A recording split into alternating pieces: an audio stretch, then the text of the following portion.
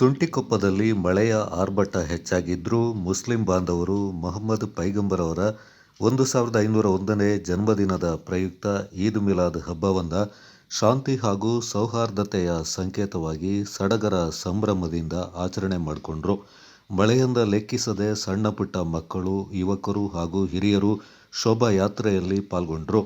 ಮಂಗಳವಾರ ಸುಂಟಿಕೊಪ್ಪ ಪಟ್ಟಣದ ಸುನ್ನಿ ಶಾಫಿ ಜುಮಾ ಮಸ್ಜಿದ್, ಸುನ್ನಿ ಹನಫಿ ಮುಸ್ಲಿಂ ಜಮಾತ್, ಮುನವರುಲ್ ಇಸ್ಲಾಂ ಮದ್ರಸಾ, ಸುನ್ನಿ ಶಾಫಿ ಜಮಾತ್ ಹಾಗೂ ಗದ್ದೆಹಳ್ಳದ ನೂರುಲ್ ಜುಮಾ ಮಸ್ಜಿದ್ಗಳನ್ನು ವಿದ್ಯುತ್ ದೀಪಗಳಿಂದ ಅಲಂಕಾರ ಮಾಡಲಾಗಿತ್ತು. ಕಳೆದ 4 ದಿನಗಳಿಂದ ಮಸೀದಿಗಳ, ಮದರಸಗಳಲ್ಲಿ ವಿದ್ಯಾಭ್ಯಾಸ ನಡೆಸುವ ಮಕ್ಕಳಿಗೆ ಧಾರ್ಮಿಕ ಮತ್ತು ಸಾಂಸ್ಕೃತಿಕ ಕಾರ್ಯಕ್ರಮಗಳು ಮತ್ತು ವಿವಿಧ ಸ್ಪರ್ಧೆಗಳನ್ನು ಆಯೋಜನೆ ಮಾಡಲಾಗಿತ್ತು. ಮಸೀದಿಗಳ ಮೌಲವಿಗಳು ಮುಸ್ಲಿಂ ಬಾಂಧವರಿಗೆ ಧಾರ್ಮಿಕ ಪ್ರವಚನಗಳನ್ನು ನೀಡಿದರು. ಮಂಗಳವಾರ ಬೆಳಿಗ್ಗೆ ವಿವಿಧ ಮಸೀದಿಗಳಲ್ಲಿ ಪ್ರಾರ್ಥನೆ ಸಲ್ಲಿಸಿದ ಬಳಿಕ ಮುಸ್ಲಿಂ ಬಾಂಧವರು ವಿಶೇಷ ಉಡುಗೆಗಳನ್ನು ಧರಿಸಿ ಹಾಡಿನೊಂದಿಗೆ ದಫ್ ಬಡಿಯುತ್ತಾ ಶೋಭಾಯಾತ್ರೆಯಲ್ಲಿ ಪಾಲ್ಗೊಂಡರು. ಶಾಲಾ ಮಕ್ಕಳು ಚಪ್ಪಾಳೆ ತಟ್ಟುತ್ತಾ ಹೂಗುಚ್ಛ ಮತ್ತು ಹಸಿರು ಧ್ವಜಗಳನ್ನು ಹಿಡಿದುಕೊಂಡು ಮೆರವಣಿಗೆಯಲ್ಲಿ ಸಾಗಿ ಬಂದರು. ಧ್ವನಿವರ್ಧಕದ ಮೂಲಕ ಮೊಹಮ್ಮದ್ ಪೈಗಂಬರ್ ಅವರ ಶಾಂತಿ, ಸೌಹಾರ್ದತೆ ಮತ್ತು ಆದರ್ಶ ಗುಣಗಳನ್ನು ಪ್ರಚಾರಪಡಿಸಲಾಯಿತು.